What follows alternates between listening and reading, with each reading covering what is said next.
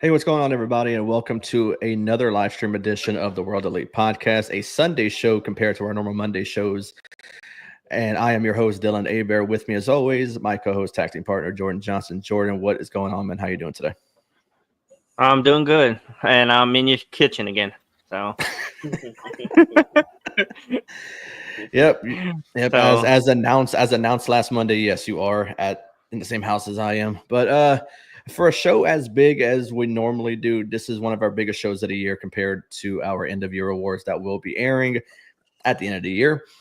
We can't come alone for this one. We can't just do it just me and you, Jordan. I mean, we got to bring on some people, and I feel like we're bringing on some of the very best, some that have not been on our show in quite some time.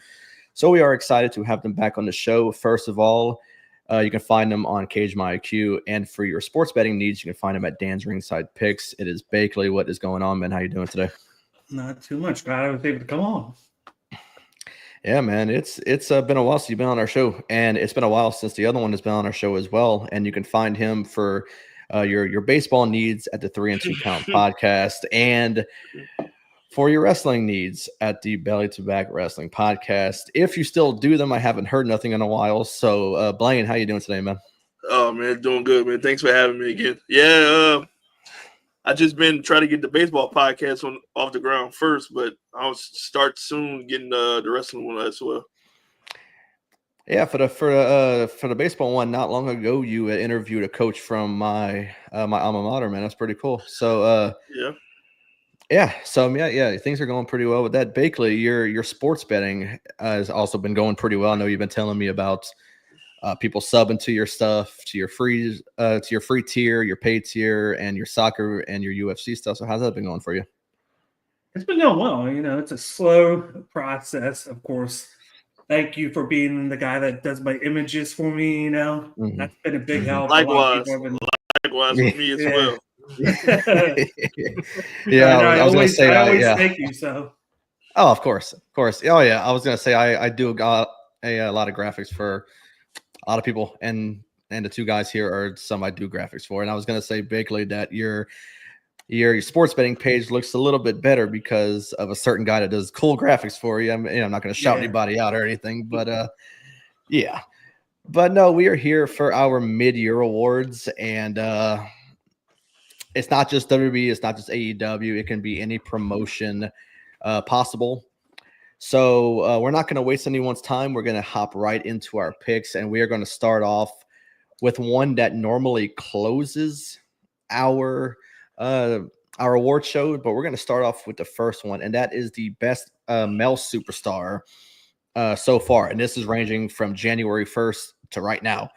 So as we're going to do it, we're going to do Blaine, Bakley, Jordan, and I'll close out with our picks. So Blaine, who is your male superstar of the year thus far?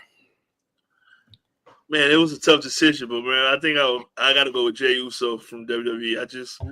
He just been white hot since the beginning of the year with the Royal Rumble, going into Elimination Chamber, stuff like that. And he just big. I know he dropped a belt last week or so, but I don't think that would stop him or slow him down. So I just go with Jey Uso. Okay, nice. Who you got, Bakley? I'm gonna go with the reigning defending NXT champion Obafemi. Okay. You said because it's been January, he won the belt. Mhm. He's been kicking butt since then. It Mhm. seems like no one's gonna beat him, and he's just been on a tear lately. Okay. Mine is I put John Cena. So it looks like me and Jordan are going with the same ones because I got John Cena as well. And he came back at the Rumble, had his last Rumble match, and I thought he was going to put himself over right there, but losing to Jey Uso and seeing the IWC go into a major frenzy, turning on Jey Uso, the unnecessary hate that Jey Uso got after the Rumble was over, saying Cena should have been it, or CM Punk or something like that, and then the major heel turn that happened at the Chamber, which The Rock was not needed for, being that the interview with Pat McAfee saying that it was mainly just to boost ticket sales while he was there. And then the heel run wasn't that great up until the pipe bomb that happened on SmackDown, and then what happened at Night of Champions. I thought the heel run maybe is getting a little bit better, but I don't.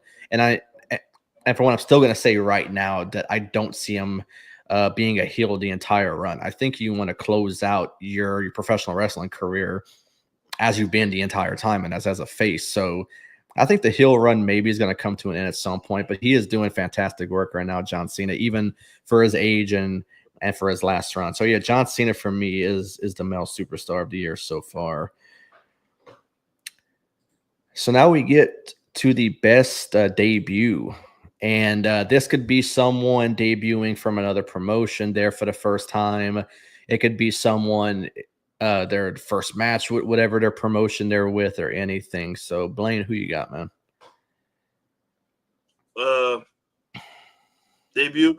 I gotta go with Penta when he debuted in WWE, the Raw on Netflix. I think that was a cool experience for him. All right, who you got, Bakley? I just like it was on Netflix, the second show, I believe. Just the way he came out, he had his family there. The crowd bought into it. So yeah. All right, who you got, Jordan? I got my girl Tiffany Stratton. For debut. Oh. Yeah. Oh. Yeah, they're not. Yeah, the list I sent you is not in order. Oh yeah, for best debut. Yeah, I put Tiffany Stratton. What's your debut on? For this year? Well, if not, I'll go with Penta. Okay. Yeah. Not bad. Yeah, that's all good because across the board I got Penta as well. The worst kept secret in WWE, in my opinion. They even announced the merchandise before he was even set to appear on Raw. So I mean, everyone knew it was coming. WWE wanted to capitalize on the merchandise sales and whatnot. So yeah, Penta for me is the best debut. There wasn't that many big debuts in WWE or AEW or anywhere. I mean, you can think Ricky Saints, you can think Blake Monroe that just happened, but Penta, I mean, the buzz around him was fantastic. So yeah, I gotta go with Penta. So now we swing over to one. I think we may have probably all different answers for this one. There's a lot of good ones that happened this year, and that is the best match of 2025 so far. Blaine, who you got? Oh shoot! I think I'd have to go with the Gunther Jey Uso WrestleMania. That would be my pick. Nice. Who you got, Bakley? I got Kenny Omega and Gabe Kidd at Wrestle Dynasty. Right off the first week in January. Mm-hmm. Omega's first match back.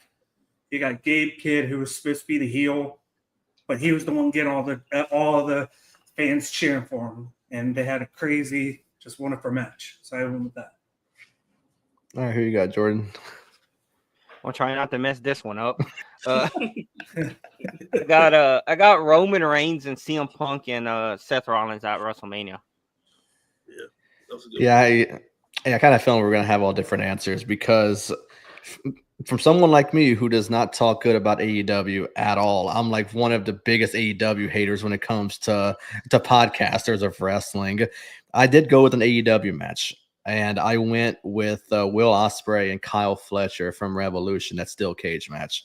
The storytelling was really good. You know, being in there, the big faction together with Mark Davis, even having Mark Davis appear at the match as well. Yeah. And then the end of it was really good too. You know, the way they finished it, man, it was such good storytelling. And they even had another good steel cage match on Raw with Punk and Rollins as well. So I mean, you could even compare the two being really good. But the storytelling behind Fletcher and Ospreay was just far too good to not pick it, in my opinion, because that's also one thing I look forward to as well for a match is the storytelling, and that was really good. But getting to the best champion, this has not been the year of the champion as far as booking for WWE or keeping your main one in a fucking briefcase in AEW or anything like that. So, all right, Blaine, who's the best champion so far this year? Like you said, it's not that many good champions, but if I had to pick one, I think I'd just go with Cena. His last run, his heel run. I think, in my opinion, that's the best champion right now.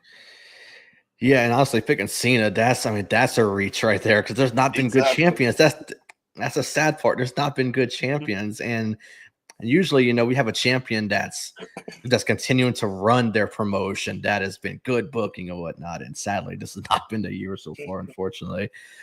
But Baker, who you got, man? I could have went with Oba, but I went with Hiroki Goto. He won in February. He had 7 title defenses up until this morning when he dropped it to Zack Sabre Jr. And he's just killed it for 5 months. And just like you said, there has been a lot of guys that have kind of held on to the belt that long. So him and Oba were the longest reigning people with 4 titles. All right, who you got, Jordan? I got John Cena. And here's me going with another AEW. I'm going Toni Storm. I think the character-wise, she has been great. I mean, and like I said, this has not been the big year of champions. And I mean, other than her and Mariah May, I mean, I really can't think of anyone that's really held the title too much other than them two.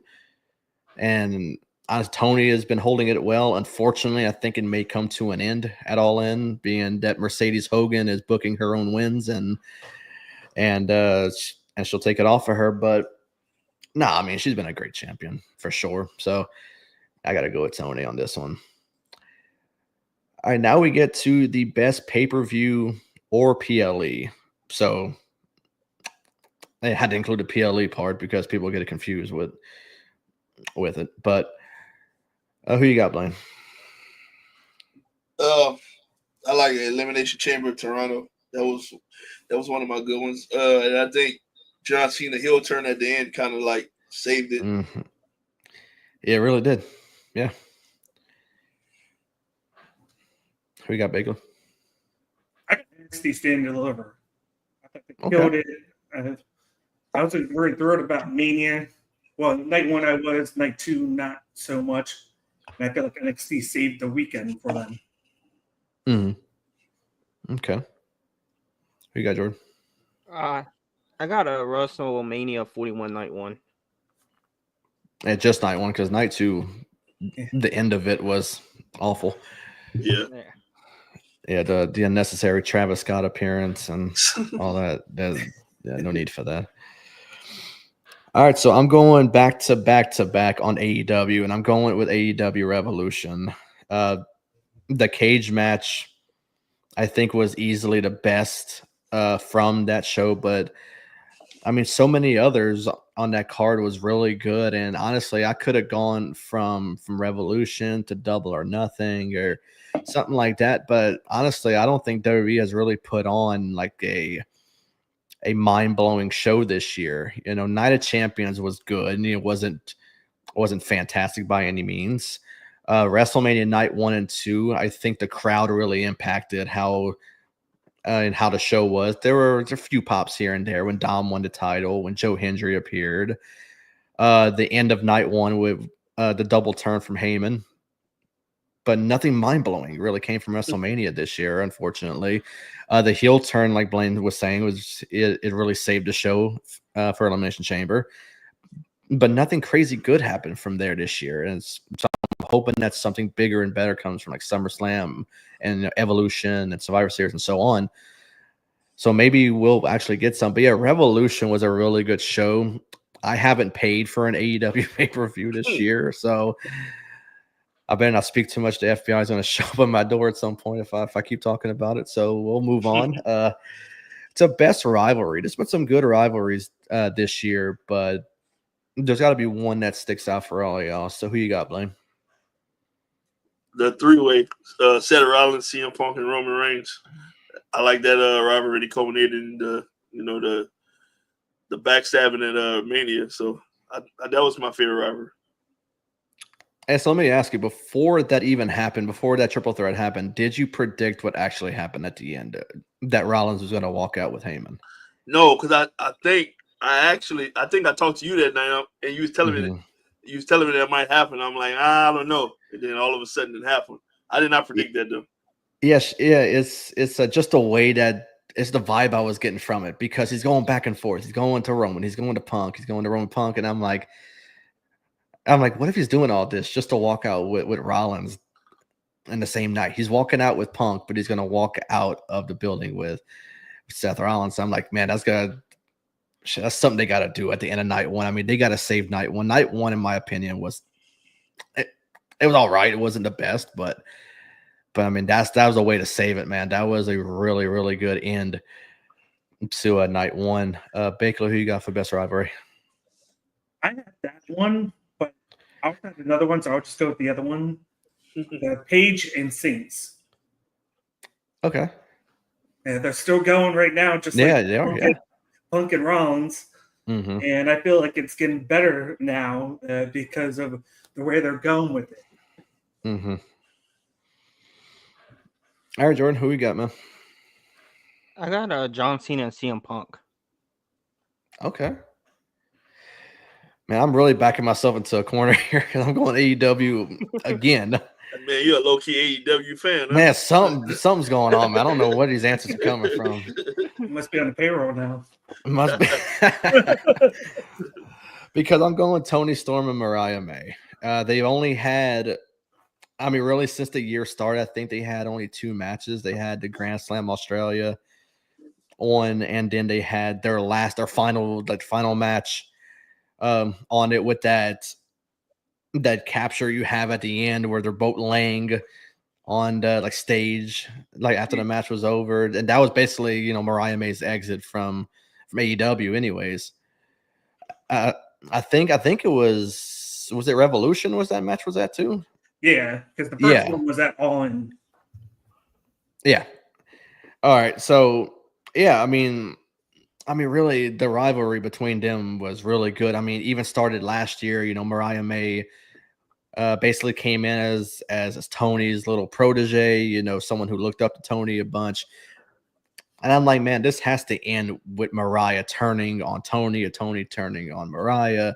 And the way Mariah did it, winning that, it was like that Owen Hart Cup thing, and then she hit her with that belt, and I'm like, oh man, this is just the perfect way to do it. And the rivalry between them too, and I wish it would have lasted a little longer, but yeah, it was really good to start the year off to have those 2 good matches, and basically it was Mariah's exit from AEW, and we're still yet to see any action out of her NXT. But I think her working with that division, which in my opinion is one of the better divisions in professional wrestling right now in NXT, I think she's gonna do good over there, because I feel like they're calling up too many people too fast from NXT. I think me and you, Bakley, talked about it a little bit. I think you commented on our show whenever Jordan and I were talking about where Mariah could land, and I was thinking, maybe come to the main roster right away, but being the fact they called up Stephanie already, called Julia, called Roxanne. I mean, yeah, it was a no-brainer to put her on NXT. They're going to call her Grace, but then I think they held her back because of all the moves that they've made. And really, I don't mean to get off topic with anything about Mariah May or anything like that, but what do you make of the name change? I know the IWC lost their absolute minds about it, but they don't know the story behind it with the name Blake. I mean, that's her niece's name. Yeah. I like the name. I just don't like the gimmick because it's all it just reminds me too much of Bewitched. The way that they have her doing it, the little promos. And I'm like, just let her be herself. She doesn't need to have that weird gimmick attached to it. But I like the name. The name's fine. Yeah, don't ask me how I know this, but it seems like that's how they're doing with that artist, Sabrina Carpenter. They showed like a lot of side-by-side stuff about when she debuted. Like I said, don't ask me how I know this because I'm not a fan by any means. But Blaine, what you thought about the name change from Mariah May to Blake Monroe? I mean, it's not like they even tried to keep it close. I mean, yeah, I I didn't get it until I read something a while afterwards that it was about her niece or whatever. But when I initially heard it, I never knew anything about it. Like, why? Yeah. All right, so now we get to the best tag team. Jordan, I didn't ask you because I already got your opinion on it a long time ago, so didn't pay to ask you again. All right, best tag team. Also, I don't feel like this has been a year to tag team either.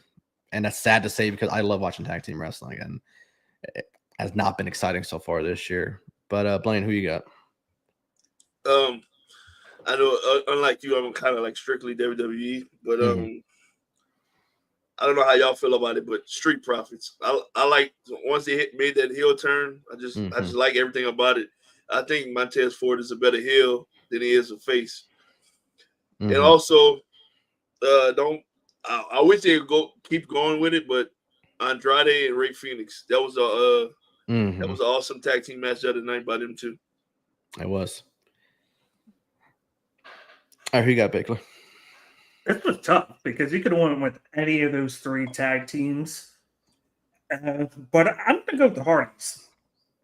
They've been really good in the TNA, the rivalry they've had with the Nemeth brothers. I like what they've done. It's kind of been a little late rejuvenation to the Hardys' career right now in TNA. They made a right decision going there. So I'm going to go with them. All right, Jordan, who you got? I put the New Day. Okay.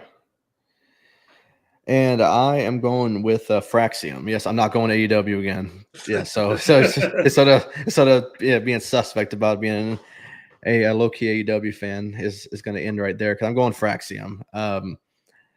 The long reign as the NXT Tag Champs before dropping it at Stand and Deliver to coming straight to the main roster, making an impact there. But honestly, I think you really could have gone anyone on SmackDown because SmackDown has a really good tag division. I mean, man, it's out of this world. I mean, you got DIY, Motor City Machine Guns there. You got Street Profits. The Wyatt Six are in there now. I mean, they can pretty much do the Freebird rule while they're there, with Gacy and Loomis and Rowan. If Howdy wants to compete there as well. I mean, it's a 4-man show there. Was it Barker that just won the CMLL titles? Exactly. Yep, them too. I mean, SmackDown is where you want to go for a tag team right now because their division is absolutely fantastic right now.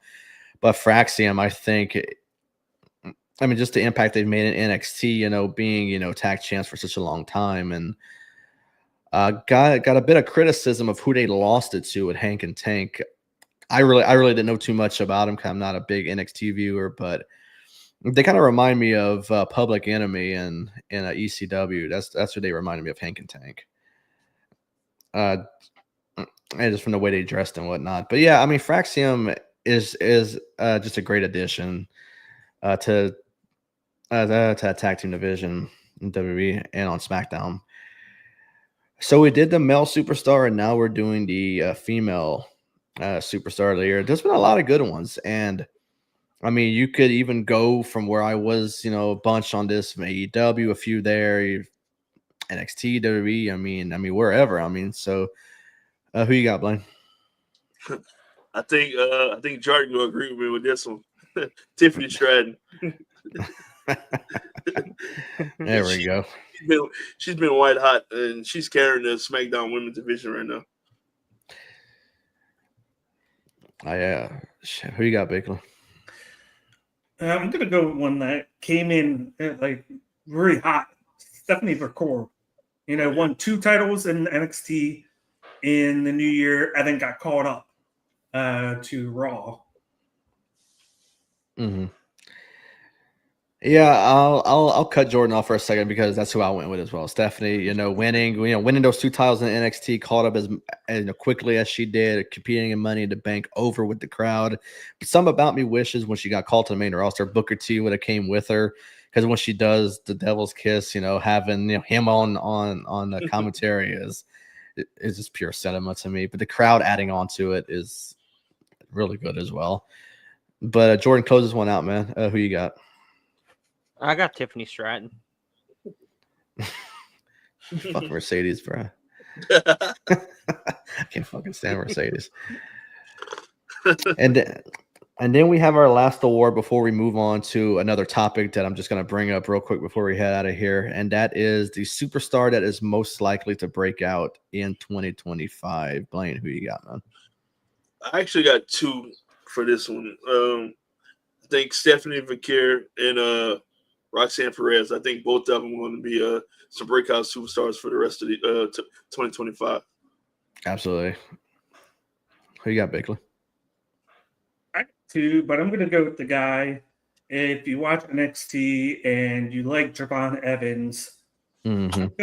I'm going with TNA's version of him. Same age, same skills. Leon Slater. He was on ESPN's Top Plays when he jumped off the top on the Ultimate X thing and almost hit his head. This guy is the future of TNA. It's X Division. All right, who you got, Jordan? I got a Ludwig Kaiser. He has not been on TV. Except snooping around the other night. Yeah. I know. Exactly. That's the only time I really seen him. But yeah, I mean, last year's mid-year awards, I picked Kaiser as the breakout, and unfortunately did not live it up. But hopefully, man, they start doing something with him, man, because other than like Blaine said, snooping around, he hasn't really done much this year, and that sucks because I think he's really talented for sure. But he went from like making his mark to I want a WrestleMania match right before Mania to just disappearing. Yeah. I'm not understanding at all. But I mean, I'm not understanding much booking for much in WWE, and I'm one that defends the criticism against Triple H a lot. But I mean, after a while, he's got to start addressing, man, because I mean, he still hasn't addressed some stuff that I'm kind of pissed about, which was taking Mania from us. There still hasn't been an explanation from it. Yeah, so I was getting ready to buy my tickets and everything, man. I was hoping. Well, with all the rumors that they're doing now that they're looking to do like a residency for NXT in Vegas, because apparently they're finishing up the upgrades at the Apex and the UFC Apex, where they're going to have a whole section just for NXT, and they're going to start doing stuff there for a couple months. I feel like that plays a part in it. Yeah, but I mean, if you're gonna take it away from us, at least give us a reason. I mean, you just said, we're getting Money in the Bank that's in August for some reason. That's gonna be like after SummerSlam or something, or if SummerSlam's gonna be later on or whatever. And just like with Indy, they're like, we're gonna give you Royal Rumble, but then in a couple of years we will give you Mania. At least they gave them At least they gave them a little bit of more of an explanation. Us, they didn't give a shit. They said, we're going to bring The Rock to New Orleans, come out to the block, it's hot and whatnot. And then all of a sudden say, you're getting WrestleMania again. And then months later, never mind. We're going to take it away from you. I'll give it back to Vegas. I just wanted, and then they moved Money in the Bank to the end of August. So it's like, how are you going to have SummerSlam and then have Money in the Bank right afterwards? Like, but that's the sad part, man. They think that's the constellation that they can give us. We're gonna give y'all a Mania, but never mind, we're gonna take it away, give y'all Money in the Bank of all things. That's bullshit, man. I was heated when those news came out, man. I was mad as hell. I would have rather WrestleMania or something. Not WrestleMania. I'm sorry, Royal Rumble. Yeah, I mean, give us at least one of the big four or something like that. Yeah. Like, give us like Survivor Series or Mhm. SummerSlam or something like that. But nah, man, they got to give us fucking money. I in don't the think bank. you've ever had a Royal Rumble, or if you did, it was. I can't No. think The of it. Rumbles I've been to were all in Texas. The only two I've Yeah. been to were in Texas. And I seen the one next year is gonna be in Riyadh next year. Jesus Christ. Yeah. But I was waiting, to close for out, them to move it. I was waiting for them to move Mania to Riyadh, and I was like, great, we're gonna have Royal Rumble and Mania there.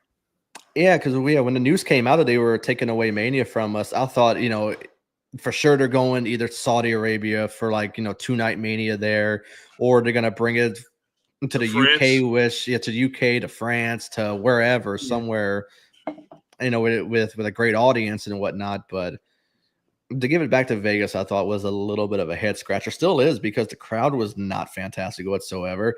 But it's more of a corporate thing, and every week on the show, I always say how corporate of a company WWE has become, or the sponsors, looking like the UFC. I mean, that's what it's been since TKO took over. It's literally a carbon copy. If you look at how the Octagon with all the sponsors is, it's the same thing as what WWE is doing now. And then with how they want to set up like superstars from other sports or just celebrities in the front of the what you call it, on the outside.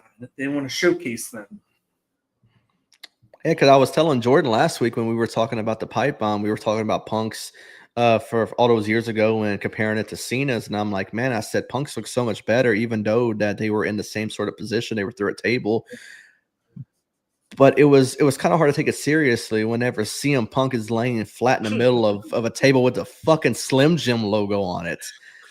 It's embarrassing, dude. That's so embarrassing to look at, because they had that fireball ladder at Money in the Bank. They had to have the Slim Jim logo on the table.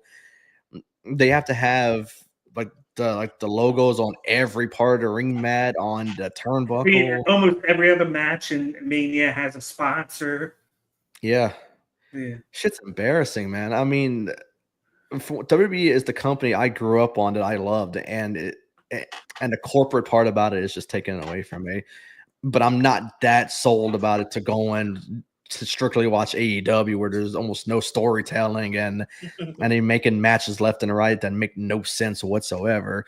So WWE right now is my go-to still, even with all the corporate bullshit happening over there and whatnot. But before we get to our main one, my breakout superstar is the season 1 LFG winner, Jasper Troy. He already had his match with Oba, and I know my brother might say something because I've never watched LFG, and he was like a diehard watcher of LFG, and he was real sold on Jasper Troy, and he kept telling me, change your answer, you did not watch LFG and all that. I'm like, I don't care. I mean, he's still good. I mean, I've seen him in the ring and whatnot. So yeah, I think this guy is going to be really good. I mean, you could talk about an Oba Femi coming to the main roster whenever he does, or pretty much anyone y'all mentioned. But I mean, Jasper Troy, I mean, for winning LFG and going straight towards Oba Femi, I think is a way that you trust somebody to make an impact in NXT. And I think if he continues that, I mean, this could build to something bigger and better for him. For WWE. He has a personality. I watched like the first half of the season, and you could just see he had it, just with his demeanor. He has the height. Like it's just something about him that draws me to him. Yeah, and for someone who's never watched LFG, I saw that guy is back for season 2. That BJ Ray, the one that Bubba Ray hates. I mean, he hates that dude so much. And they brought him back for season 2. That's so stupid. I haven't watched it, but I've seen the trailer when Booker T was going off on what's her name, Michelle McCool, for stealing one of his guys. I don't watch it, so I don't know. Yeah, I'm the exact same way. I stopped watching season 1 when they had Cutler James on it, Mhm. and he had just debuted with, of course, the 4-man group Dark State, and I'm like, Yeah. he's on NXT and Dark State, but then he's on LFG. Yeah. I was like, are you going to explain this? And they never did, and I was just like, it just made no sense for me. And then she's like, oh, you're gone. We're getting rid of you. And it's like, he's here on NXT. You didn't get rid of him. Yeah, I know. So I figured before we get out of here, I figured that we should cover a little bit of Night of Champions. I would assume all of us watched it. I did not watch all of the show. I had to go to a birthday party for one of our friends' little boys. We had to go over there, but I did catch most of the show. So real quick, I'll run down the card, kind of get y'all thoughts on each of them. First was the final of the King of the Ring tournament with Cody Rhodes and Randy Orton. Cody Rhodes, I believe, was the favorite coming into this against Randy Orton, even though Orton was in his second straight final, losing to Gunther last year. What do y'all make of Cody winning, and now he's getting another shot at the title at SummerSlam against Cena? I didn't understand that. I didn't really get the finish as well. Like it should have just been a clean finish if you're gonna let Cody win. But I think Randy Orton should have won from the jump. What you got, Bakley? I have quite a bit to say with this because I didn't really like the field that he had for the King of the Ring. Like, you had Jay lose the title, but then you put him into this. Yeah. And that almost made no sense with that. Of course, Randy, he kind of made sense, but then he was in the finals last year. Mm-hmm. And then Cody, of course, we knew, everybody, or at least 90% of people knew that he was going to win. And like some of the other people had to, like Sammy, he kind of made sense. So I feel like eventually he's going to win the title, but this wasn't his time. Mm-hmm. So everybody, like Cody didn't need to be in it, but we knew he was going to do it. But what I liked about the match was the ending, because you kind of saw the sadistic side of Randy. He was getting ready to punt him, and he missed. He used the chair to be able to pull the corner padding off. Mm-hmm. But then Cody took advantage of it like that, where usually he probably wouldn't. Mm-hmm. And then you see Randy kind of pissed at the end. So you kind of see like a little bit of maybe he's pissed and he's going to turn heel soon because he knows what happened. And then Cody cut that promo where he was like, they're holding this, they've been holding this title. That's mine. Like, they didn't earn it. I'm going to take it back. It was kind of like a heel promo at the end. So it's like, are we getting two heel turns at once with Randy and Cody, but in different aspects? Mm-hmm. And then, which could possibly be Cena turning babyface. Mm-hmm. Yeah, that's what I want to ask you. So you think, excuse me, so you think Randy will turn heel at some point? Yeah, I think so. Yeah.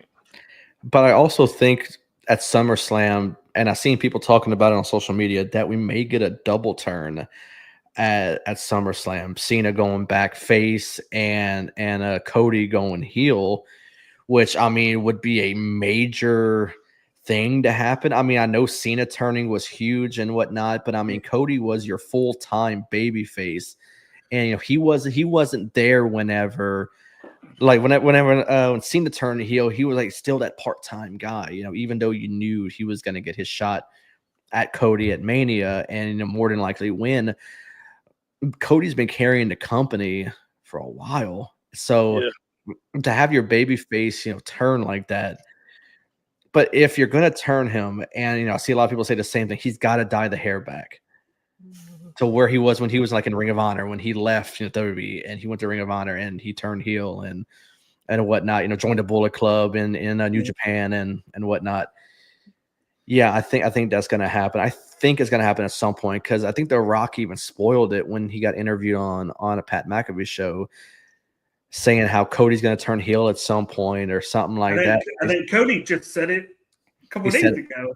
Yeah, he was getting interviewed by Kay Adams, I think, and he said the same thing, how soon, but he was given like a longer time frame. So I think maybe he's saying that to kind of throw people off, saying maybe it might come a little sooner than normal. I mean, and I can see it happening at SummerSlam. The big double turn. I mean, for one, it's got to happen before Cena goes. Yeah. Because Cena's given his dates he has left, and it ain't much. So I would think Cena would maybe want to go more babyface to finish his run and let Cody have that heel run. But Jordan, what was your take on the first match of the show with the King of the Ring?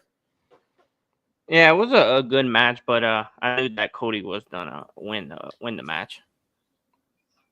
Yeah. Do you agree on the whole aspect of the double turn, like Cena turning back?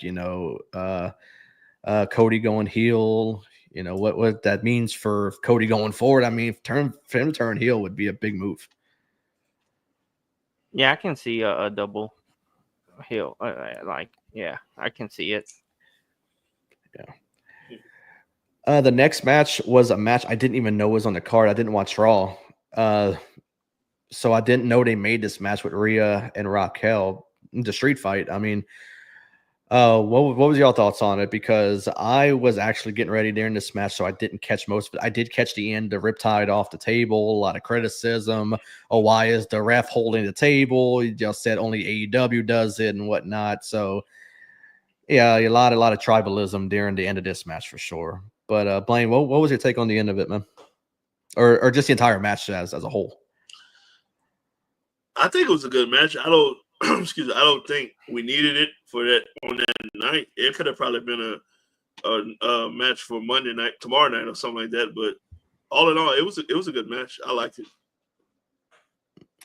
Yeah, it was a good match. I think they had a lot of rejuggling because of the injury to Liv.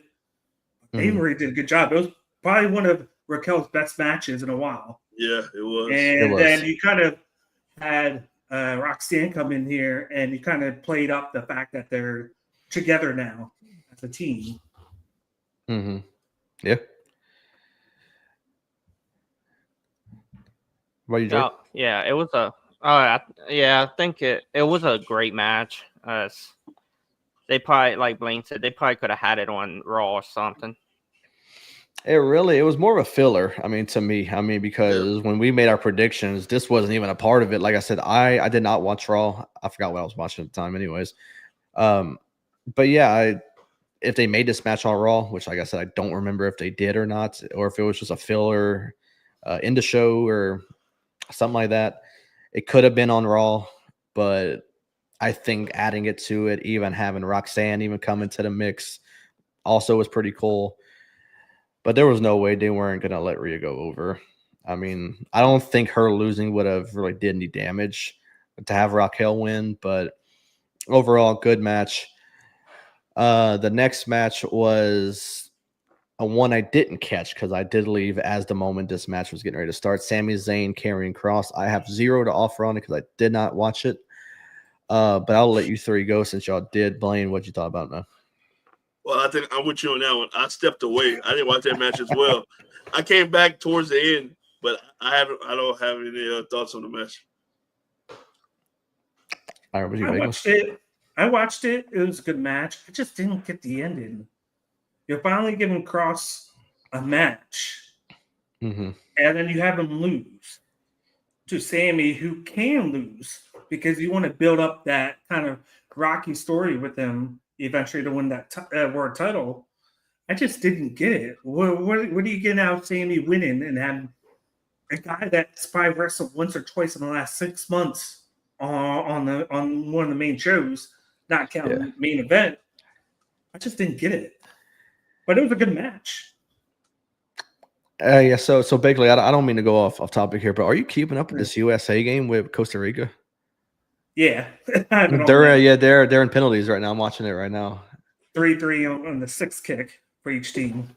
And the USA had a chance to win, and they got blocked. Yeah. It's fucking terrible, man. But Jordan, what you thought about it, man? Yeah, like Bakley said, yeah, I didn't get it. They should have got Karrion Kross to win this one. Yeah, and that's a classic case of not listening to the fans. And I mean, that's something that I feel like WWE is not very good at, is listening to the fans. Do you not hear the ovation for Karrion Kross every single week? And you can't have him go over just this one time. For him to go over, it wouldn't have did any damage to Sami Zayn. I mean, this would have helped Karrion Kross more than anything. It makes you wonder, is there any intention to re-sign him? Because we know his contract is up soon. Or have they already? Like, we don't know any of that, of course. But it's like, with how they're booking him, like, it makes you question everything. Especially with how over they are, how the crowd is with cheering him and just getting all behind him. If they don't sign him, I think that's my huge. new favorite entrance now. Yeah, it's my new it's favorite. Really good. I like that. Yeah, I mean, for one, if you don't re-sign him, I think that is a horrible move. And honestly, I think he could go almost anywhere and get that opportunity. I would rather he didn't, because I don't know if he would get the same reaction everywhere. Oh, there we go. But like I said, he wouldn't get the same reaction everywhere. Yeah, in my opinion, it's got to be WWE to me. So maybe he did resign already. Maybe I don't know. Maybe he did. I don't know. But if they don't, I think that's a horrible move. But honestly, I would have gave him a W on this one. I don't think Sami would have lost anything from losing this match. No. But it was good storytelling, because I thought this match was going to happen at Mania, and they saved it all the way to Night of Champions. So they did a good job with keeping this one going, because damn, I mean, they really drug this one along. Because when you look at Kross, it's been like perfect. Like, anybody that he feuds with, they kind of turn heel, or they start veering off the straight path. Yeah, and it like, except for Sami, it feels like. Yeah, then even Karrion Kross matching the hairstyles of who he was. Yeah. Was going after AJ and a man bun with Sami and whatnot. I thought that was a really creative thing. Also, that's something I noticed about Karrion. Man, he is a really good creative mind, and I really hope they capitalize on this one soon, man. And he's such a hidden talent because of his background. Yeah, and all the people that he trains with. A lot of people don't know that he trains like MMA. He used to train with Junior Dos Santos, Cain Velasquez, and all of them before he joined. So he has a lot of talent that they could maximize. Yeah. So this one, I feel like, was the shocker of the night. Solo Sikoa winning the United States Championship from Jacob Fatu with the debuting. Did they change his name actually to Tala Tonga? Yep. What the fuck, man? I would have kept it. I mean, they let him debut on Main Event as a Hikuleo, so why not keep it? It's a trademark thing. Yep, that they want to trademark, so they can make money off of it. The WWE. Yeah, I mean, but the thing is, unless you have a bigger plan for Jacob Fatu, I think this is one of the more head-scratching moves of the night, taking the title off of him already. I thought this guy was going to have a huge run with the title, like almost similar or even close to being similar to what Gunther did with the IC title, breaking Honky Tonk Man's record and whatnot, and they pull it off of him already. So that was confusing to me. I feel bad for Solo because he's done such a great job with the character change. This is a guy that was feuding with Roman, that a nice feud. They, for some reason, every year they leave him off of the WrestleMania, which I think is a crime. And then you have him do this just for everybody to be pissed because it's Jacob Fatu. And Jacob Fatu is a monster. I love Jacob Fatu, but they just put Solo in the wrong position yet again here, because he's finally getting that title, and it's not going to matter because people are backlashing against it, because Jacob Fatu is just one of those gems that you need to push and make him look like a beast. Yeah. And then, for one, I'm honestly happy Solo won because, like you said, the character work that he has done has been fantastic. To change from that serious tribal chief gimmick, which he lost to Roman in the Netflix debut, to going more of like towards like a comedic character, but staying sort of similar to like to the tribal chief character that he was doing, but he's adding comedy as well to try to to boost his personality a little bit with the audience, and I think he's catching on to a lot of people, and he's catching on to me as well. But yeah, it was more of a head scratching move to me, 'cause I thought they were gonna do something bigger with Jacob, and I to think take the it. head scratcher is the fact that they had the same type of guy on the same team. You got Jeff Cobb, and then you got Mhm. Hikuleo. Yeah. And of course, I think my thought process is because Tama Tonga is hurt, they had to replace him somehow to make the team a four-man team. So they just put Hikuleo on there with Cobb, but Yeah. they're the same guy. So Yeah. it's getting like it just doesn't make sense because you're not going to be able to use a tag team out of that until Tama comes back. But then when he comes back, what are they going to do to kind of fix it? Yeah, and the sad part is I feel like that this goes to a lot of the WWE audience, and I feel like that they only strictly watch WWE because they don't get much of a reaction from the guys that worked outside the company for so long. Like whenever Tonga Loa debuted, for one, I'm not saying he deserved the biggest pop of the night, but No. I mean it was kind of a dead reaction. Same thing when Jeff Cobb debuted. It wasn't that big of a reaction. Same thing for Hikuleo. It wasn't that big of a reaction either. So I feel like these people only watch WWE and that's all they watch. They think everything that anything else is like, oh no, that's not good. I can't watch that. And they don't get a bigger reaction. And I think these guys deserve a bigger reaction. I thought Jeff Cobb deserved a bigger reaction than what he got. Same thing for Hikuleo. I thought he deserved a really bigger reaction.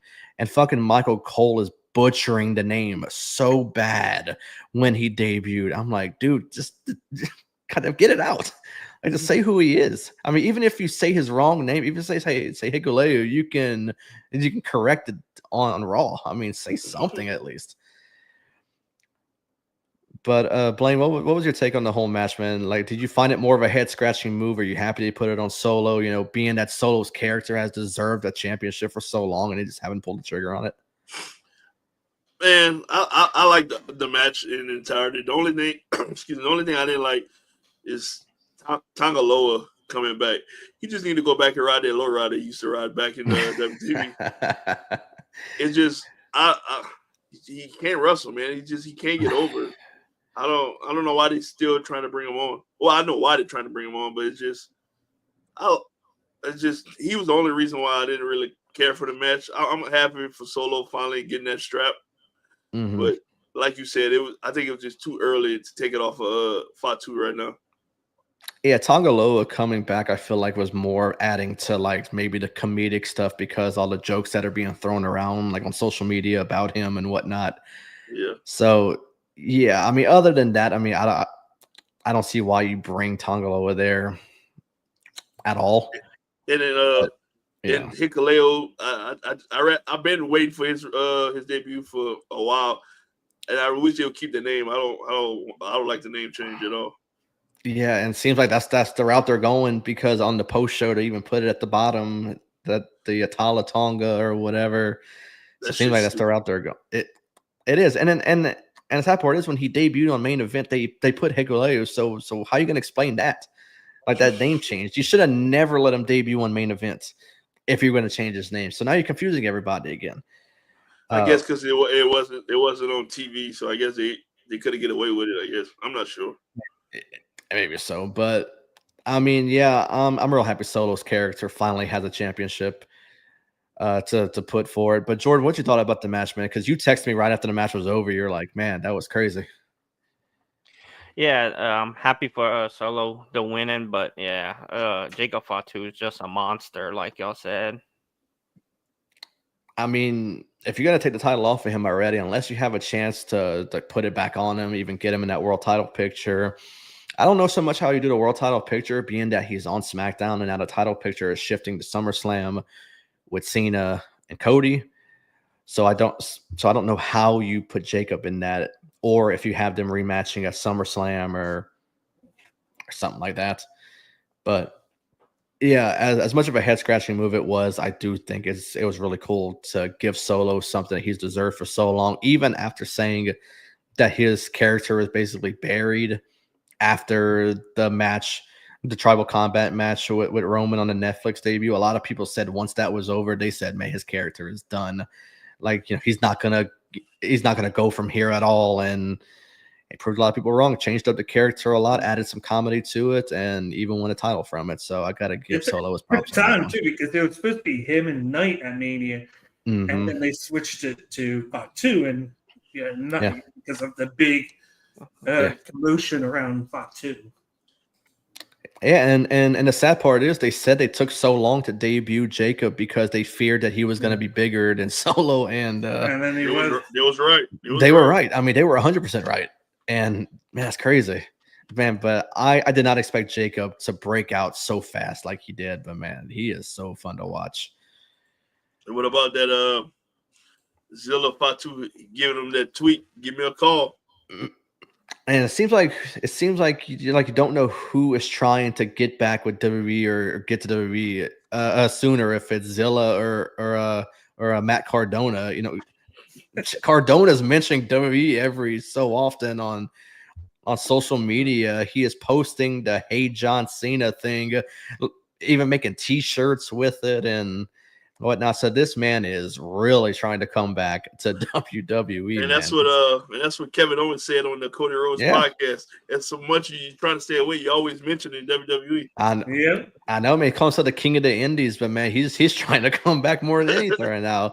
And Zilla, I saw put the phone emoji and whatnot. Mm-hmm. So, I mean, I think at some point they do bring him in, but adding on to the how many do they? Like the Samoans do they need over there and whatnot. So I mean, but for one, I think Zilla would make a cool addition to WWE, but I think he still needs a little more work to make it there. I mean, because you can't bring him with just indie experience and some GCW appearances and automatically going to the main roster in WWE. He wouldn't really fit right now, too. No. Because, I mean, the only thing that you're adding on is that his ties to Umaga, and that's it. I mean, if you're going based off of that, I mean, then I think you need to do something more because, I mean, he's not ready, and there's no story that needs Zilla Fatu right now at all. No, because I feel like the way they're going with the story is probably because you got Jacob and then you got Big Jim there. Yeah. Eventually, you're probably going to get Jay back with those three against the girls of Destiny. Yeah, it's true. And is Tama Tonga still hurt? Yeah. Yes, he is. Yes, I figured that. Then another match that I missed, but I heard it was sort of a sloppy finish, was the Queen of the Ring final, Jade Cargill beating Asuka. Is it as sloppy as a finish as what people are saying? Because I still didn't see it too much. It's just the way she pinned her. Yeah, it's just sloppy. Everything else was good. The match was good. Asuka still looks great since she came back. Jade is really improving since she started. I think that time away and then having the time to practice at the Performance Center has done her tremendously better than when she came in. Yeah. Right. Yeah. Like I said, I didn't watch the match, but a lot of people criticizing the end of it, the pin and whatnot, how silent it was after it was over, not much of a pop and whatnot. But I mean, I commented on Circle of Debates stream yesterday, and I asked a question, and I mean, I feel like that's the route they're going with it, with Jade winning. She'll obviously get her title match. She'll probably win it, and then Naomi will cash in right away to kind of spite her and win it from her. That seems like the route they would go with the Naomi feud. Still, I'm sure going after Jade Cargill to kind of spite her from the attack and everything. I almost feel like they missed a chance with the winner. Because I do like the Jade. Mhm. It's a perfect thing for Jade to get her something right now. Mm. And she'll get the title shot. But I almost feel like it's a foregone conclusion that they're going to have Naomi cash in when she wins or when she's about to win to continue that storyline. And on the Raw side, you got Io Sky, who teased the thing with Asuka. And I don't know if you know, but Io Sky hasn't defended that title since she won it at Mania. No. And it's almost been 3 months. Yeah, it's been 3 months. So it's like, what is going on there? You could have Asuka win. Yeah. Maybe Naomi is the reason. Mm-hmm. But I see why. I see why they did it. It just, yeah. Yeah, I mean, this has been everybody, I feel like, for WWE. The champions have not been having the best booking. Like, people criticized Jay when he won a title, and when he finally lost it, people were wanting to throw a parade when he lost the title and say, oh, but the booking's been bad. I mean, booking's been terrible. Same thing whenever Lyra Valkyria was the women's IC champion. The booking was terrible there. And I feel like that was really her big breakout moment, was winning that. And I feel like she was doing some of her best work. But the booking made her look very stale. And I feel like they said, oh, okay, well, we're going to put it on Becky then. And same thing when Gunther had his first reign with the world title. And really his reign so far, and it might end at Saturday Night's Main Event when Goldberg, if Goldberg beats him for it. Yeah. It's kind of like Zelina as well, dropping the U.S. title. Yeah, I feel like that was the route they should have went though. Was if you have Zelina beating Julia, I mean, yeah, that's not great. And I heard the rumor was they were going to do Io and Liv for the title. And that's why she still hasn't defended it, because Liv got hurt. Mm-hmm. I wasn't sure if it. I think it was going to be at the show. The show. That's what it was going to be. So that's probably why Rhea and Raquel was put onto the show. Was that? Mm-hmm. And then it seems like the route they were going before the injury was Liv and maybe Nikki Bella at Evolution, and we're being robbed of that as well, man. Major changes happened into that card because of it. Yeah. And a card that has nothing on it yet, I don't think at all. And it's the day after Saturday Night's Main Event. We do have JC Jane and Jordan Grace. That's it. Okay, yeah. That's the only one we got so far. And I mean, that should be the one you put the title on Jordan Grace. I mean, why wouldn't you? Yeah. She already failed once against Stephanie, and JCD Thrones are like the next show. Actually, failed twice. Yeah. Yeah, sure. Yeah. The 4-way. Yeah. I believe it was. Yeah. So if she loses, then you know she's getting called up. Yeah. Yeah, I know. And then the main event is one I did watch. I did watch the whole match. I was sitting in the parking lot waiting for more people to get there for the party, because the people who hosted the party weren't there on time, so I had time to watch it. What the hell? Yeah, I know. Yeah. But no, it was good. It was fun. It was as a pace that you would expect with a John Cena CM Punk match in 2025. These guys are not in their early 20s anymore. I mean, these guys are older now, you know. It's a pace you expected, but I didn't care for what happened during it. You know, it's their last time fighting. I would prefer a clean finish, even though I didn't think either superstar can afford a clean finish with Punk or with Cena. But Rollins got involved, and then Penta randomly comes out. He comes out for the save, but he's doing his slow walk to the ring, and I'm like, it kind of reminded me when Jeff Hardy debuted in AEW, and you know Matt's getting his ass kicked, and he's dancing to the ring the whole time in AEW. But if one Penta, I didn't think was really needed much. I feel like there's a lot of unnecessary stuff there in that match, and then Charles Robinson got blown up by Cena. When he was coming out. Did you notice how long that Bronson Reed was kneeling down for during all of that? Like, people were like, what is he doing? You got all this going on, and Bronson Reed's just in front of, I think, Cena, just kneeled down. Yeah, and it ended ended the same way most Punk matches happen, with Rollins screwing him out of it. I didn't think we were going to get a cash in at all. I didn't think the time was right for a cash in. I think the cash in could possibly happen at Saturday Night's Main Event if Goldberg does win the title from Gunther. I don't think that would be the right move. I want Gunther to actually have a good reign with it, with better booking, because what's going to happen with the booking? I mean, if Rollins wins it, is he going to get booked better as a champion than Gunther was, than Jay was, or anything like that? If this is being booked as Goldberg's last match and he wins the title, you know damn well we're getting a cash in. So I think they backed themselves into a corner by advertising it as his last match. Do you think that they could have a failed cash in because Punk could cost him? Oh my cashing god! in? I hope that happens. I'm sorry. Because look at I'm- they're continuing the storyline again. So Yeah. he cost Punk from winning the title, just Yeah. like Punk kind of cost him at last year. Yeah. And that's what keeps this going. Is these you're keeping me from winning this and that. Yeah, Next big thing to get him back is from having him try to cash in. He goes, does it, but then Punk is the reason he does it, and you get a fair cash in. It's just No, go ahead. I'm sorry.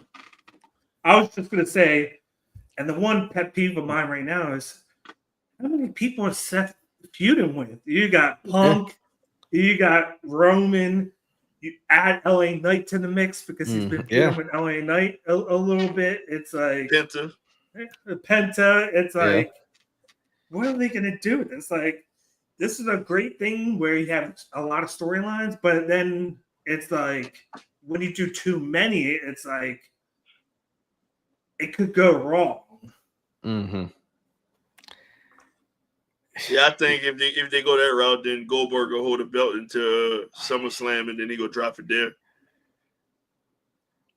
If Goldberg wins the title, I probably won't watch until SummerSlam. That's how serious I am with it. He is retiring after this match. So no matter what happens, say he wins the title, he's just gonna vacate it. Yeah, They're gonna have a tournament.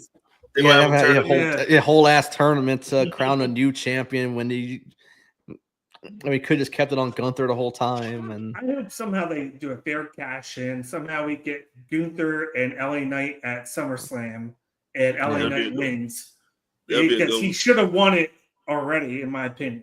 Yeah. Mhm. Yeah, but honestly, Jordan, what you thought about the main event with Cena and Punk? It was a good match, but the finish was kind of not great with the Penta coming out and all that. Yeah, I mean, like I said, a lot of unnecessary stuff happened during it, but I feel like with how many people, like y'all mentioned, with the amount of people Rollins is feuding with, I feel like it was weird that like LA Knight didn't come out during the match or something like that. But if you're gonna let him win the briefcase when someone else could have won it, like LA Knight winning it actually this time when he should have won it, 2 years ago he should have won it. But he was like super over, and that's whenever Priest won it. And Rollins wins it this time, and you're gonna have him either fail to cash in due to for how many people he's feuding with right now to kind of screw him out of it, or I mean, if he doesn't cash in at Saturday Night's Main Event, if Goldberg does win that match against Gunther, which I pray that doesn't happen, but I feel like the perfect scenario if Goldberg is to win it is it's in Atlanta. I'm pretty sure his son will be there, winning and celebrating with his son, and then that's when Rollins comes out. And Goldberg gets his ass whipped by Bronson and Braun Breaker. Braun Breaker gives him, really big spear. I feel like Braun has the best spear right now. And it's just as much of enthusiasm he gives the spear, like he did to Carlito, like he did to Chad Gable, like he does every time he runs around the ring and he spears somebody with everything he has. I feel like that would be a good way to do it. Just said take the spear off of everybody and just let him have it when he had right Breaker on his show a couple of days ago. Yeah, I kind of feel like, as many times as Roman can do it, as many times as Jay gives us that half-ass spear that he does, or anyone that does a spear currently right now, I feel like that they should not do it no more simply because Braun just does it so well and a lot better than they But do. think about this. They just announced for a Raw Penta and Mhm. Sammy versus Breaker and Reed. I was just about to call that. I knew that was going to happen. I was really Yep. about to call that. Yeah, because even Sammy got involved in Mhm. all the ruckus at the end of the show too. So yeah, Raw's gonna be good tomorrow. That's the why I moved the show to tonight because Raw would be on the same time as we would be on tomorrow. So yeah, we will be checking that out as well for sure. But that'll do it for the show unless y'all have something else y'all want to bring up, any more topics, anything like that. No, not really. The only thing I would say is, when do you think Roman comes back? Yeah, that's a good Honest- question. Yeah. I mean, this one doesn't matter. I mean, he comes back, stays for a couple of weeks, and then in a couple months after, we're gonna get that big return graphic that we got, Yeah. and that we always get when he And leaves he's supposed to. forever. And apparently, they're going to be start filming Street Fighter in Yeah. August. Yeah, I mean, I feel like Roman's going that same rock route, going Hollywood Yeah. on us, and we ain't gonna see him much more and whatnot. So yeah, I mean, from what I think, we'll see him come back at some point, but in what capacity does he come back?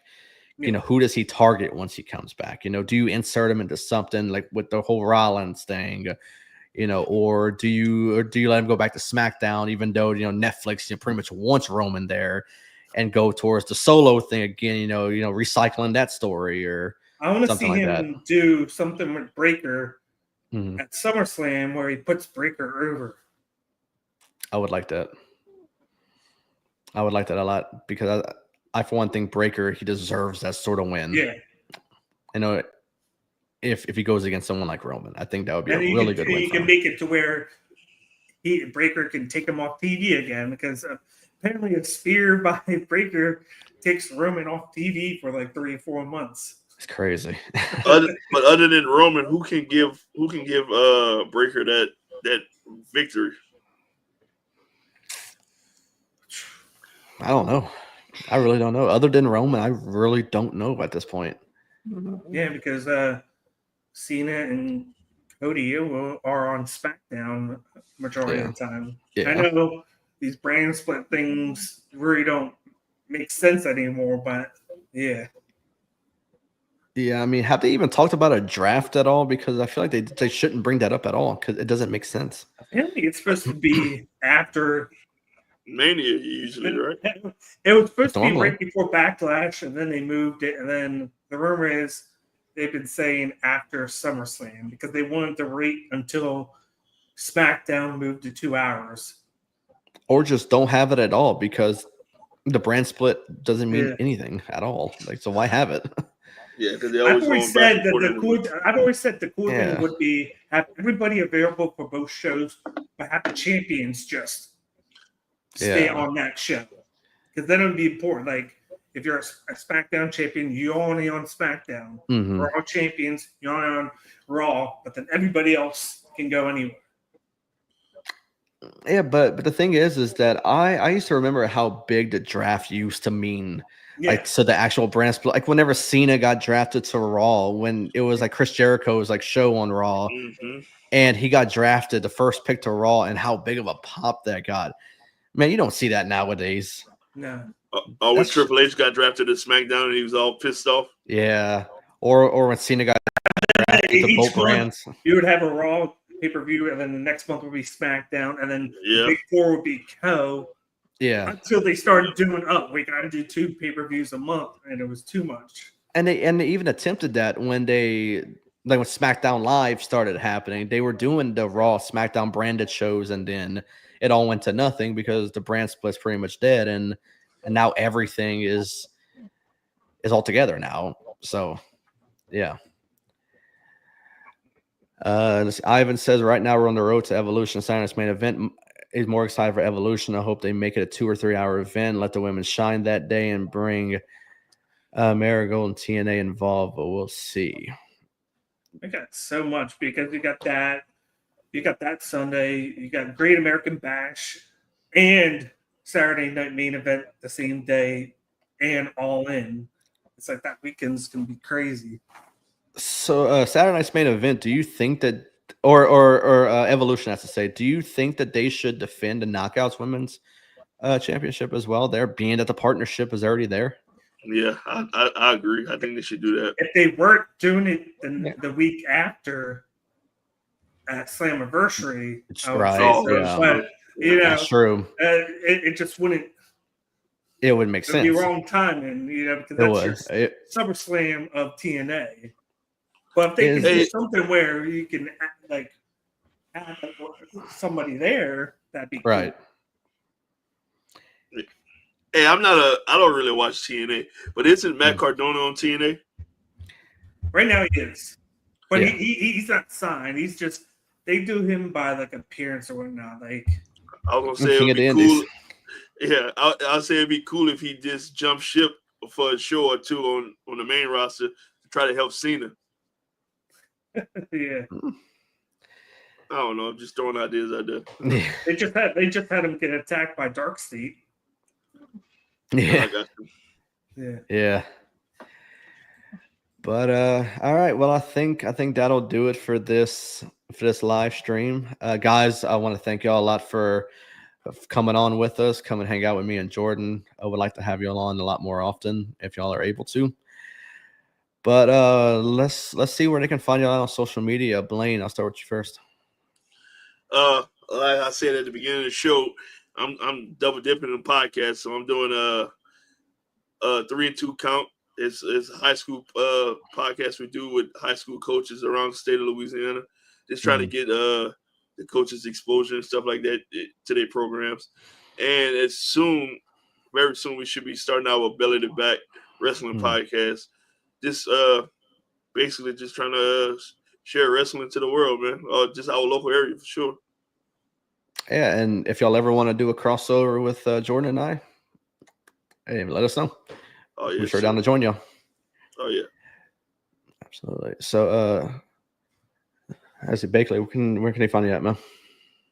You can find me on Twitter at CageIQ and also at the Ringside Picks, of course.